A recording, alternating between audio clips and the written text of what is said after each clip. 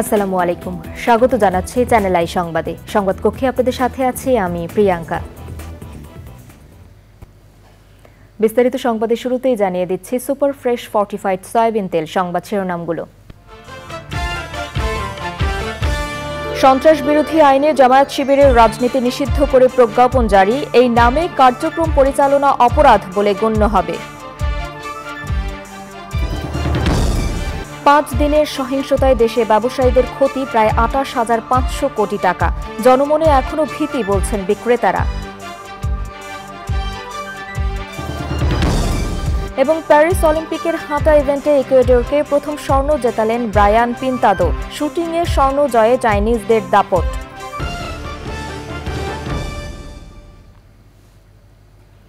সংবাদ শিরোনামগুলো জানাচ্ছিলাম। এখনকার সংবাদ আয়োজন একই সঙ্গে চ্যানেল আইয়ের ইউটিউব চ্যানেলে এবং চ্যানেল আইয়ের ওটিটি প্ল্যাটফর্ম আই স্ক্রিনে লাইভ স্ট্রিম হচ্ছে। যাচ্ছে বিস্তারিত সংবাদে। দেশে জামায়াতে ইসলামী ও ইসলামী ছাত্র শিবির নিষিদ্ধ করা হয়েছে। এ বিষয়ে প্রজ্ঞাপন জারি করেছে স্বরাষ্ট্র মন্ত্রণালয়। এখন থেকে এই নামে কেউ কার্যক্রম পরিচালনা করলে তা অপরাধ বলে গণ্য হবে। বিস্তারিত জানাচ্ছেন রফিকুল বাশার। আওয়ামী লীগ নেতৃত্বাধীন 14 দলের সিদ্ধান্তের 3 দিনের মাথায় নিষিদ্ধ করা হলো বাংলাদেশ জামায়াতে ইসলামী, ইসলামী ছাত্র শিবির ও তাদের অঙ্গ সংগঠনের রাজনীতি। সন্ত্রাস বিরোধী আইন 2019 এর ক্ষমতা বলে তাদের রাজনীতি নিষিদ্ধ করা হয়েছে। এ বিষয়ে জারি করা প্রজ্ঞাপনে নিষিদ্ধের জন্য 3টি কারণ উল্লেখ করেছে সরকার। 1971 সালে মুক্তিযুদ্ধের সময় সংগঠিত গণহত্যা, যুদ্ধাপরাধ ও মানবতা বিরোধী অপরাধে দায়ী বলে গণ্য হওয়া, আপিল বিভাগে রাজনৈতিক দল হিসেবে নির্বাচন কমিশনের নিবন্ধন বাতিল হওয়া এবং সম্প্রতি সংগঠিত হত্যাযজ্ঞ, ধ্বংসাত্মক কার্যকলাপ ও সন্ত্রাসী কর্মকাণ্ডে সরাসরি ও উস্কানিতে জড়িত থাকা। সন্ত্রাস বিরোধী আইনের 20 ধারা অনুযায়ী নিষিদ্ধ তালিকাভুক্ত সত্তার কার্যালয় বন্ধ করা হবে, ব্যাংক হিসাব ও সম্পত্তি জব্দ করা হবে, সকল প্রকার প্রচারপত্র, পোস্টার, ব্যানার, মুদ্রিত ইলেকট্রনিক ডিজিটাল উপকরণ বাজেয়াপ্ত থাকবে। তাদের সমর্থনে প্রেস বিবৃতির প্রকাশনা, মুদ্রণ ও প্রচার, সংবাদ সম্মেলন নিষিদ্ধ থাকবে। তবে দলের তৃণমূল পর্যায়ের বর্তমান সদস্য বা কর্মীদের কিছুই করা হবে না বলে জানিয়েছেন আইনমন্ত্রী। সরকার এই সিদ্ধান্ত নিয়েছে যে সন্ত্রাস বিরোধী আইনের 18(1) ধারায় এ জামাত ইসলাম এবং ইসলামী ছাত্র শিবির এবং তার অন্যান্য যে অঙ্গ সংগঠন সেগুলিকে সরকার নিষিদ্ধ ঘোষণা করিল এবং এটা সন্ত্রাস বিরোধী আইনে যে দ্বিতীয় তফসিল আছে সেইখানে সেই নামগুলো সেই তালিকাভুক্ত হবে। এই দলের আন্ডারে তারা রাজনীতি করতে পারবে না। বাংলাদেশে আইন আছে, তারা যদি বাংলাদেশের কোনো আইনে অপরাধ করে থাকে অবশ্যই তাদের বিচার হবে। কিন্তু এটা যদি আপনারা বলেন গণহারে জামাতে ইসলামের যারা নতুন কর্মী, যারা 1971 পরের জন্ম নিয়েছে কিন্তু তাদেরকে বিচার করা হবে, আমি এরকম গণহারে বিচার করা হবে না। পরিস্থিতি নিয়ন্ত্রণে সক্ষম বলে জানান স্বরাষ্ট্রমন্ত্রী। আমরা যে মুক্তিযুদ্ধ করে দেশ স্বাধীন করছি না, ওদের বিরুদ্ধে তো আমরা সেই 71 থেকে যুদ্ধ করতেছি, কাজেই এইগুলো আমাদের সক্ষমতা অনেক আছে। এই প্রজ্ঞাপনের বিরুদ্ধে 30 দিনের মধ্যে উচ্চ আদালতে আপিল করতে পারবে জামাত শিবির। আইন অনুযায়ী আদালত 90 দিনের মধ্যে বিষয়টি নিষ্পত্তি করবে। Rafiqul Bashar, channel I, Dhaka. এবারে শোকের মাস আগস্ট।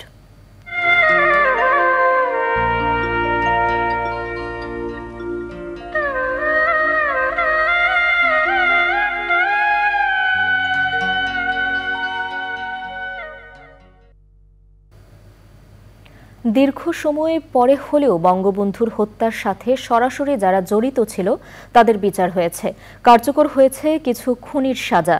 ইতিহাসের বর্বরতম হত্যাকাণ্ডের নেপথ্যে যারা ছিল তাদের মুখোশ উন্মোচনের দাবি থাকলেও তা এখনো আলোর মুখ।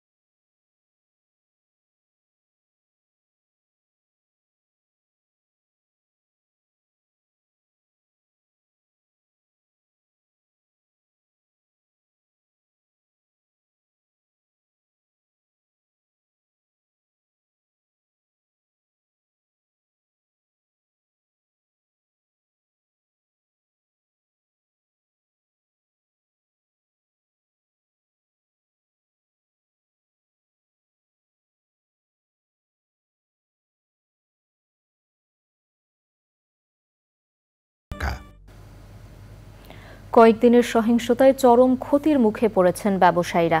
বিক্রেতারা বলছেন জনমনে এখনও ভীতি ও আতঙ্ক কাজ করছে। সহিংসতায় প্রতিদিন দেশে ক্ষতি হয়েছে ৫,৭০০ কোটি টাকা। সেই হিসেবে ৫ দিনে ক্ষতির পরিমাণ ২৮,৫০০ কোটি টাকা।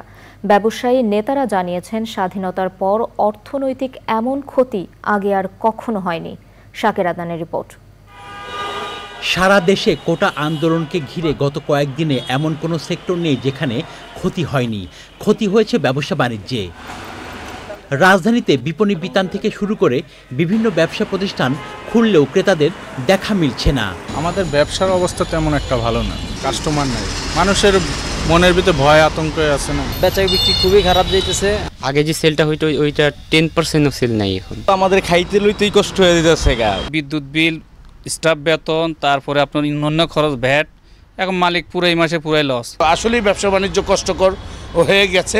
এখন এটা ধীরে ধীরে খুলছে। যেই একটা বিপর্যয় পড়েছে সেটা তো সহজে কাটিয়ে ওঠা সম্ভব নয়, তবে চেষ্টা হচ্ছে যে এটা কাটিয়ে উঠবে ইনশাল্লাহ। ক্রেতারা বলছেন প্রয়োজন না হলে তারা ঘরের বাইরে বের হচ্ছেন না। ঘর থেকে বের হওয়ার সাহস পায় না, কিন্তু খুব জরুরি প্রয়োজন ছিল তাই আসছে। ব্যবসা প্রতিষ্ঠান খোলা কিন্তু কেনা বেচা কম। ব্যবসায়ীরা বলছেন জ্বালাও পোড়াও, ভাঙচুর ও সহিংসতায় যে পরিমাণ ক্ষতি হয়েছে তা কাটিয়ে ওঠা খুবই কঠিন। প্রতি প্রতিষ্ঠানে মিনিমাম 10,000 টাকা করে আমরা বিক্রি করতাম এবং আমাদের প্রফিট হচ্ছে মিনিমাম 1,000 টাকা। যদি মিনিমাম 1,000 টাকাও ধরি সেই ক্ষেত্রে আপনি আমাদের প্রতিদিন ক্ষতির পরিমাণ হচ্ছে 5,700 কোটি টাকা। এই যে 5,700 কোটি টাকা আমাদের ক্ষতি হচ্ছে, এই টাকা কিন্তু আমরা রিকভার করার কোনো সুযোগ আমাদের কাছে কিন্তু নাই। দেশের ব্যবসা বাণিজ্য ও অর্থনীতিকে আবার পুরোপুরি চাঙ্গা করতে অনেকটা সময় লাগবে বলে মনে করছেন ব্যবসায়ীরা। শাকের আদনান, চ্যানেল আই, ঢাকা। এবার প্যারিস অলিম্পিকের খবর।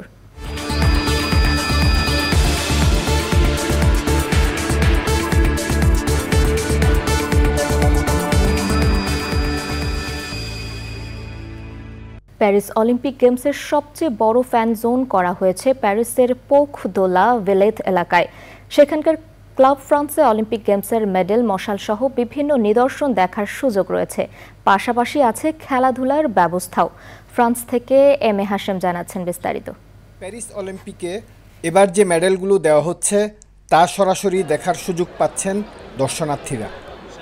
ফ্রান্সের প্যাভিলিয়নে দীর্ঘ লাইনে দাঁড়িয়ে পদকগুলো দেখছেন আগতরা।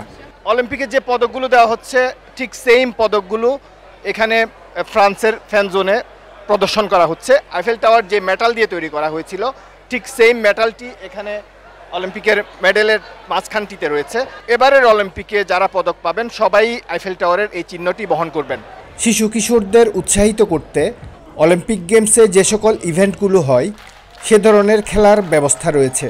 We come here to play with the children and he's very happy to. Did you est-ce que tu t'amuses? Yes, he's very happy. We are here in the Club France, which is one of the biggest celebration zone in France. Every visitor is trying everything we can find here. So far, we are really happy with the affluence in here. Olympic গেমসের বিভিন্ন স্মারক চিহ্ন সংগ্রহ করা সহ বিনোদনের নানা ব্যবস্থা রয়েছে ফ্রান্স সহ অন্যান্য দেশের প্যাভিলিয়নগুলোতে। বিভিন্ন সমর্থকরা এখানে এসেছে তার নিজ নিজ দেশকে সমর্থন করার জন্য। আমি আমার নিজ দেশকে সমর্থন করার জন্য এখানে এসেছি। দেশকে সমর্থন জানিয়ে প্রবাসী বাংলাদেশিরা অলিম্পিকের বিভিন্ন অনুষ্ঠানগুলোতে অংশ নিচ্ছে। M A Hashem, channel I, Paris, France. দর্শক, এবারে বিরতি।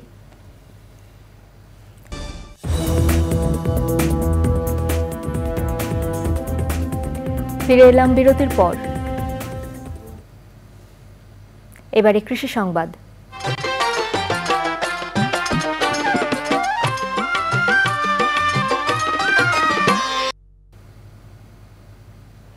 নোয়াখালীর সুবর্ণচরে বেলে দোআঁশ মাটিতে জনপ্রিয় হয়ে উঠছে পেঁপে চাষ।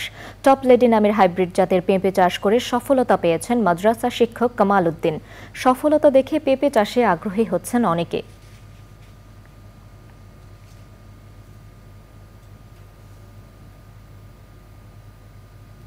এবারে প্রকৃতি সংবাদ।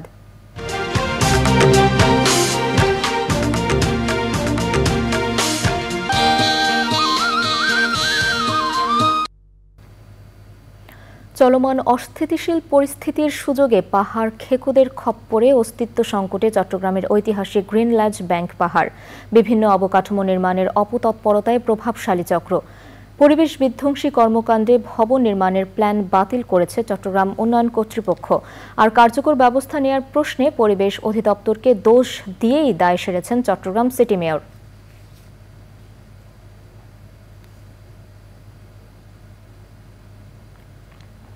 এবারে খেলার খবর।